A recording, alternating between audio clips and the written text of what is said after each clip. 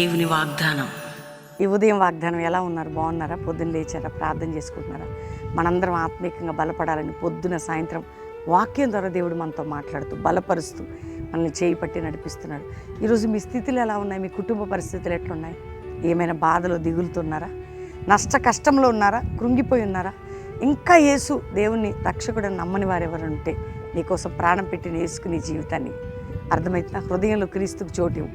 ఒకే ఒక్క మాట నేను చదువుతున్నాను. జకర్యా గ్రంథం 2వ అధ్యాయం 10వ వచనం. సియోను నివాసులారా, నేను వచ్చి మీ మధ్యను నివాసం చేతును, సంతోషముగా నుండి పాటలు పాడుడి. దేవుడు మన మధ్యలో ఉంటే ఒక హ్యాపీనెస్. ఎంతమంది హృదయాల్లో యేసుప్రభు ఉంటాడో ఆయన ఉన్న చోట సంతోషం. మీ మధ్యలో నేను నివాసం చేస్తాను, మీ మధ్యలో నేను ఉంటా. ఎవరు నీతో ఉన్నా లేకున్నా ఆయన ఉంటాడట. ఆయన ఉంటే ఆనందం, సంతోషం, సంబరమే. వింటున్నారా? నీకెవ్వరు లేకపోయినా ఆయన ఉన్నాడు నీతో. ధైర్యం తెచ్చుకో. నీతో నేనున్నాను. నువ్వు సంతోషంతో పాటలు పాడి దేవుని ఆరాధించాలి. నీ హృదయంలో ఉన్నాడు, నీ జీవితంలో ఉన్నాడు, నీ ప్రతి దాంట్లో ఆయన ప్రెజెన్స్ ఉంది, నీ ప్రతి సమస్యలో, బాధలు. కాబట్టి నేను నీతో ఉన్నాను, మీ మధ్యలో ఉన్నాను. ఎంత మంచి దేవుడు అండి! నీతో మీ మధ్యలో నేను ఉన్నాను. దేవుడు వాగ్దానం అండి, మన మధ్యలో ఆయన ఉన్నాడు. కాబట్టి ఏ విషయంలో దిగులు పడద్దు, సంతోషించు.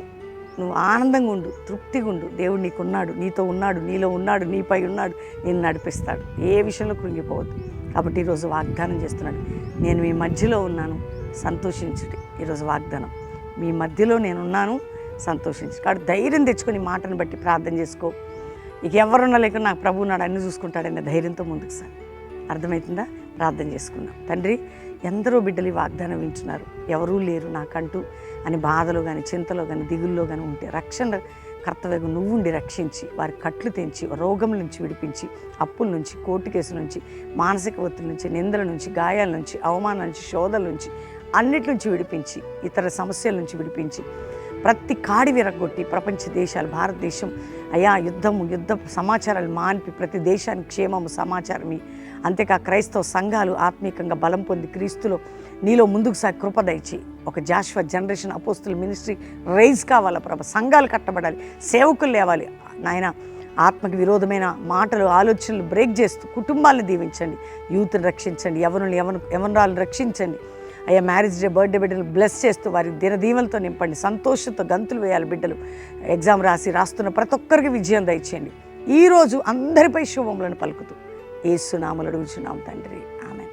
వాగ్దానం లైక్ చేసి షేర్ చేయండి. మీ కట్లు తెంచబడతాయి. మీ కోర్టు కేసు కానీ, అప్పుల బాధ కానీ, మీ ఇంటి విషయంలో కానీ, రిజిస్ట్రేషన్, భూములు సమస్తములో విడుదల పొందబోతున్నారు. ధైర్యంగా ఉండండి. పొద్దున సాయంత్రం లైవ్ చూడండి. శనివారం ఉజ్జీవ సభ కల్వరి ప్రామిస్ ల్యాండ్కి రండి. హైదరాబాద్ కల్వరి హయత్ నగర్ దగ్గర రండి, రామోజీ ఫిలిం సిటీ దగ్గర. సాటర్డే ఈవినింగ్, సండే 3 ఆరాధనలు ఉంటాయి.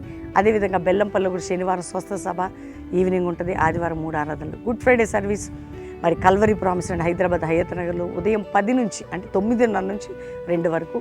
బెల్లంపల్లి ఉదయం 7 నుంచి 9:30, 10 వరకు ఉంటుంది. కాబట్టి సిద్ధపడండి. God bless you. Praise the lord.